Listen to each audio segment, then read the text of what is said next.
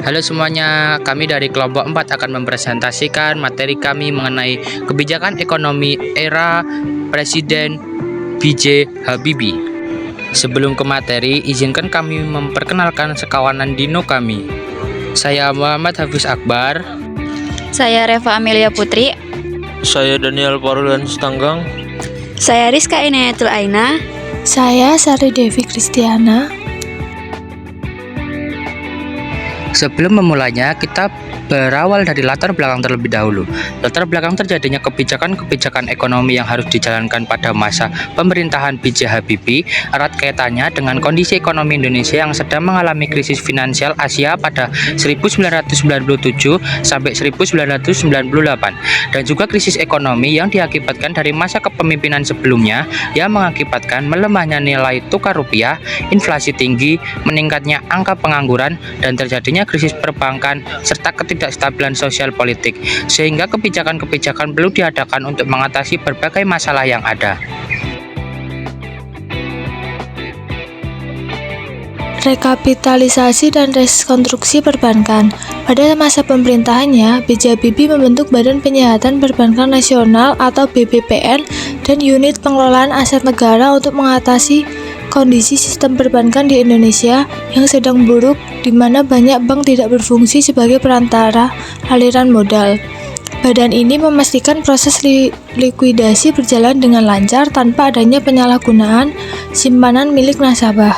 Kebijakan ini berhasil memulihkan kepercayaan masyarakat terhadap operasional bank di Indonesia serta meningkatkan investor yang ada. Kebijakan ini berhasil menstabilkan inflasi yang sedang terjadi. Program pengurangan kemiskinan dan pengangguran. Diadakannya program PDKMK dan P3T oleh B.J. Habibie yang berguna untuk membantu jutaan warga miskin dan pengangguran.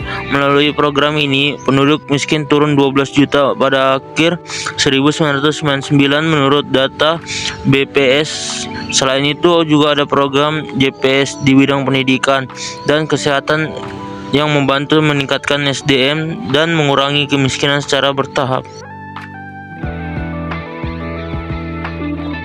Selanjutnya ada program pemberdayaan masyarakat. Pada era B.J. Habibie juga mengambil kebijakan program pemberdayaan masyarakat yang mendorong pertumbuhan ekonomi masyarakatnya melalui usaha kecil dan menengah atau UKM serta adanya koperasi.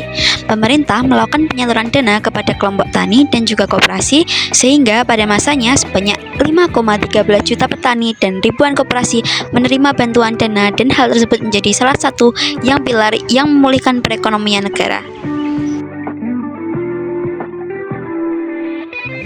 Selanjutnya ada reformasi hukum dan institusi ekonomi.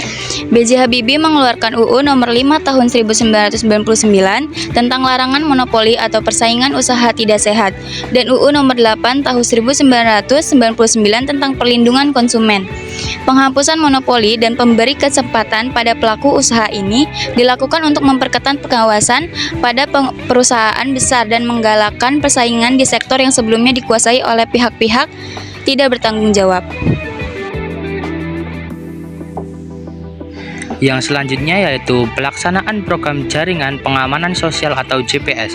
Program ini berguna untuk meredam dampak dari krisis sosial terhadap masyarakat miskin.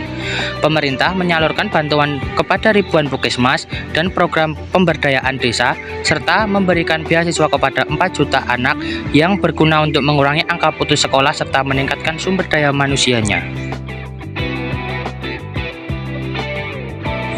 Selanjutnya ada pengendalian inflasi dan stabilitas harga. Pada era B.J. Habibie, pemerintahan bekerja sama dengan Bank Indonesia untuk mengendalikan inflasi yang melonjak akibat melemahnya rupiah dan ketidakstabilan ekonomi. Kebijakan moneter yang ketat diterapkan untuk menjaga stabilitas nilai tukar rupiah. Dalam waktu singkat, inflasi yang sempat meroket berhasil dikendalikan dan nilai tukar rupiah mulai stabil kembali. Ini menumbuhkan kepercayaan publik terhadap ekonomi.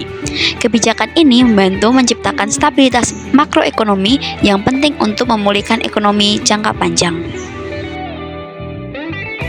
Kesimpulan, kebijakan ekonomi B.J. Habibie pada umumnya berorientasi pada stabilisasi ekonomi, reformasi struktural. Keberhasilan utama dari kebijakan ini adalah stabilitas ekonomi dan keuangan yang perlahan tercapai. Meskipun pemerintahnya singkat, kekuatan dari kebijakan Habibie adalah kemampuannya untuk menstabiliskan sektor perbankan, mengendalikan inflasi, dan membuka jalur investasi yang kemudian mendukung pemulihan ekonomi berkelanjutan yang dampaknya masih terasa hingga sampai kini. Berikut untuk referensi sumber materi dan juga terima kasih sudah memperhatikan.